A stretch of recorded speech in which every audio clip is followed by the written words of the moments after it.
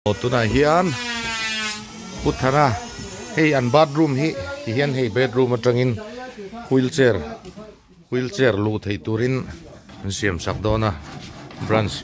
executive committee member natlang an ko ni committee member chinte amana piang hian lon thok tha ta he Dr. K. Josh po lon thok ripe president sahab thế ta Puki mà rồi hơi vé lâu đó này thế thì tầng văn mai là bộ trăng cái khúc mấy lâu đông quý tu hi có vẻ là các mình ngày sáng thế là nhỉ pasal sa ram te à anh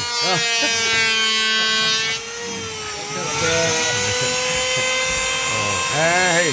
tang val bi po tho lo ko be la bi lo hoi ga te